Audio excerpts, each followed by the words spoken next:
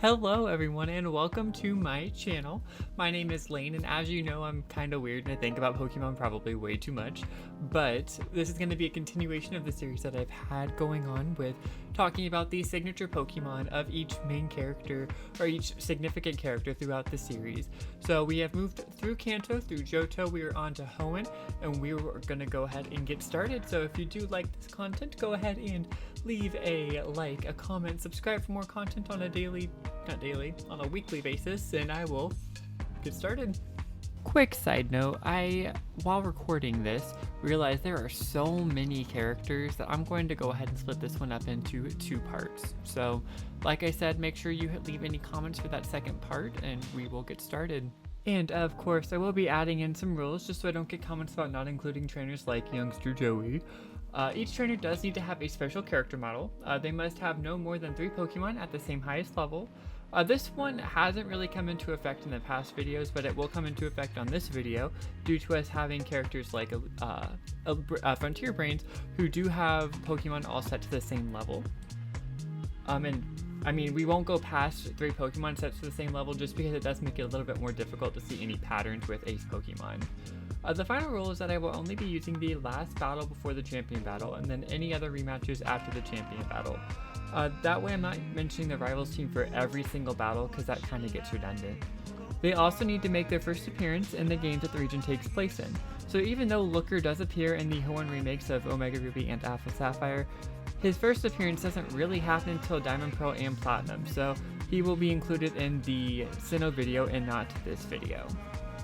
We have the largest list of characters yet, including gym leaders, Elite Four members, champions, rivals, contest stars, lore keepers, Team Aqua members, Team Magma members, and finally Frontier Brains. We start our journey in Rustboro City, where we battle the rock-loving honor student Roxanne. Roxanne's first appearance is in Ruby and Sapphire, where her ace Pokemon is her level 15 Nosepass. Her next in-game appearance is in Pokemon Emerald, where in her initial battle, her strongest Pokemon is again her level 15 Nosepass.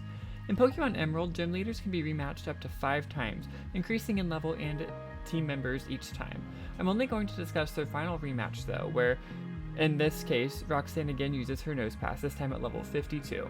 She, like most gym leaders, do appear in the post-game of Black 2 and White 2, where she can be battled several times throughout the Pokemon World Tournament. In her Hoenn Leaders Tournament, she will always lead with a newly evolved Probopass, set at level 50. Her Probopass again will be her lead on her Type Expert and World Leaders Tournament teams. Next, she does appear in Pokemon Omega Ruby and Alpha Sapphire, where in her only gym battle, she uses a Nosepass again as her strongest Pokemon at level 14. Her last game appearance we will discuss is in Pokemon Masters, where she has her one and only sync pair is a Nosepass that is able to evolve into a Probopass through story events. So with all these appearances, we can safely say that the honor student needs to get her nose out of the books. It's Nosepass and Probopass. Next we head to Dewford Town, where we battle the fighting type gym leader Brawley, who is known as a big wave in fighting. In his initial battle on Ruby and Sapphire, his strongest Pokemon is his level 18 Makuhita. This Makuhita returns in his initial Emerald battle, where this time it's at level 19. In his final rematch team though, his strongest Pokemon is now a fully evolved Hariyama at level 52. This Hariyama stays with him through his Pokemon World Tournament appearances, where it will be the lead in his team for the Hoenn Leaders appearance as well as his Type Expert World Leaders appearances.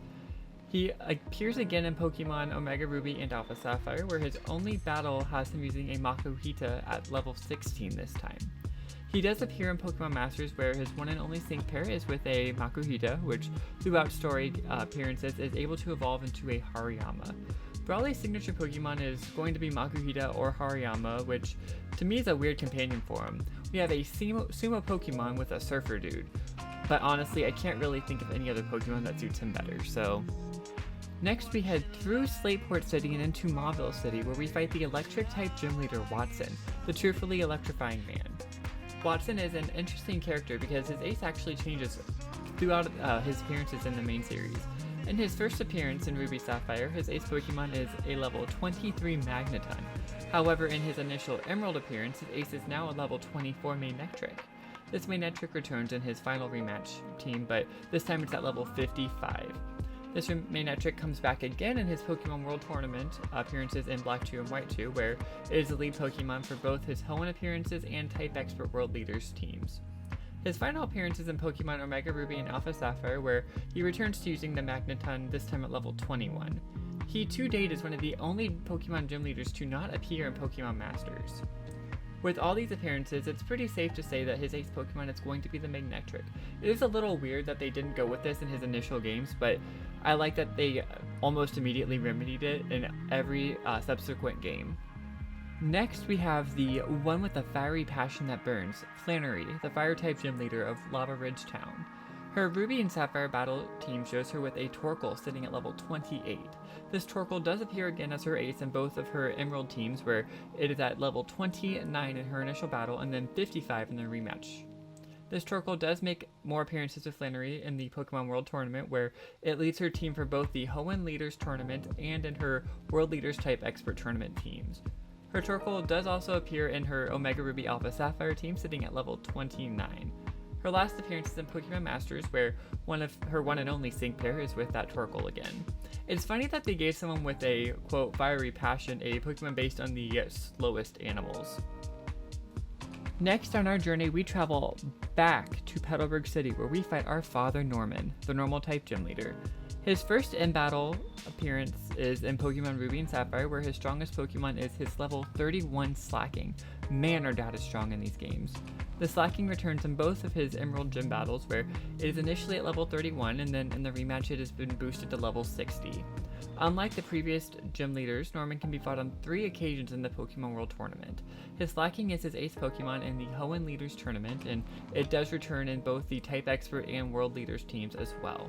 His final battle is in the Gathered Gym Leaders Tournament, where he will again always lead with a Slacking. In his Omega Ruby Alpha Sapphire appearance, he does return with a Slacking, but this time it's at level 30. He does have one sync pair in Pokemon Masters, where he is paired with his iconic Slacking. Personally, I've always felt like Norman was a pretty difficult gym leader, and super memorable for this reason. With Norman's title being the Man in Pursuit of Power, it's pretty obvious they needed to give him a Pokemon that is so powerful they had to nerf it with the Truant ability, his Slacking. Next, we move to one of the best designed cities in all of Pokemon, Forestry City, where we battle Winona, the Flying-type Gym Leader. She is known as the bird user taking flight into the world, which is super mystical, and honestly, I appreciate that for her.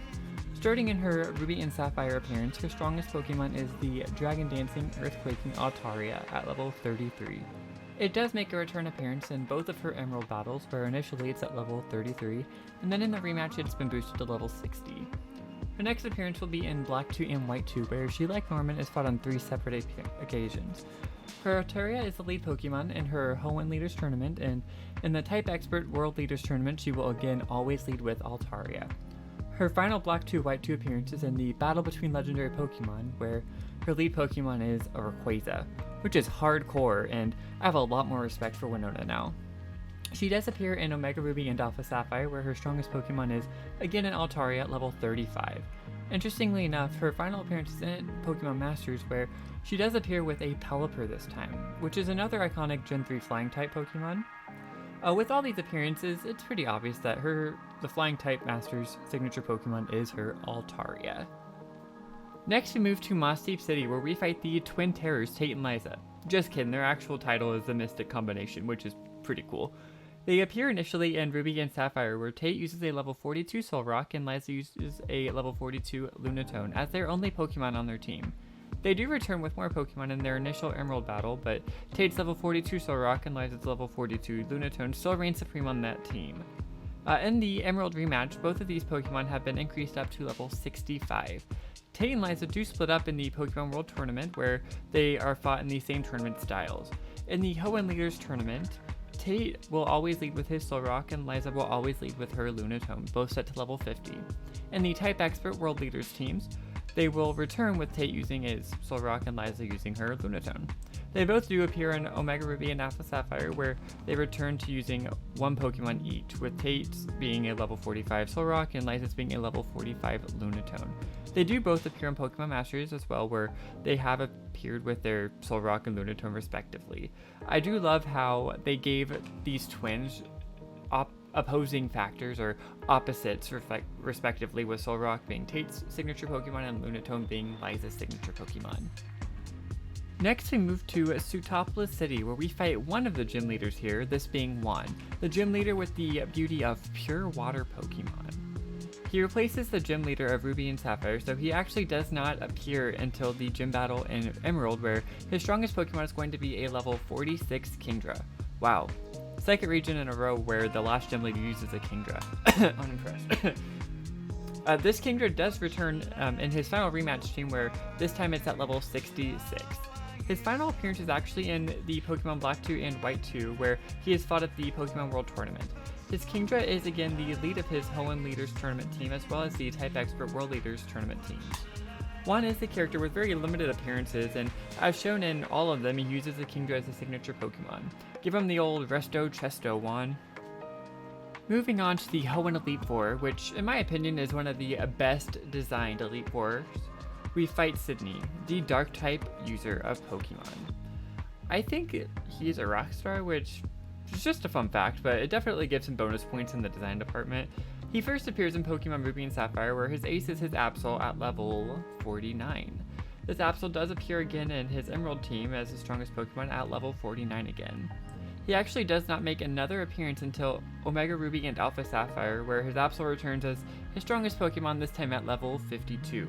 In the rematch, his Absol is again his strongest Pokemon on his team at level 72, but this time it's capable of Mega Evolution. His final appearance is in the Pokemon Masters game, where he uses his Absol as his sync pair. So if it's not obvious with this Pokemon being his ace throughout all of his appearances, his signature Pokemon is the Disaster Pokemon Absol, which is a perfect fit for him. Next, we move to the Ghost-type user Phoebe of Mount Pyre. She doesn't live there, that I know of, but she's there throughout the game, so I just wanted to put that. Phoebe is an interesting character in Pokemon because her ace actually changes between games and between rematches. In her battle in Ruby and Sapphire, her ace is at level 51 Dusclops, which returned in Pokemon Emerald at the same level. Her next appearance is in Pokemon Omega Ruby and Alpha Sapphire, where she actually has a fully evolved Dusknoir at level 53 in her initial battle. However, in the rematch battle, it is switched out with a Sableye at level 73, which is capable of a Mega Evolution. Her final appearance is in Pokemon Masters, where she does again have a Dusclops initially, but this can evolve into a Dusknoir throughout story events in the game. With these appearances, I'm going to give this to Dusclops and Dusknoir. I think that she probably had the biggest upgrade between her Generation 3 team and her Generation 6 team, and it was pretty well needed. Next, we move on to Galacia, the elegant Ice-type user of the Hoenn Elite Four.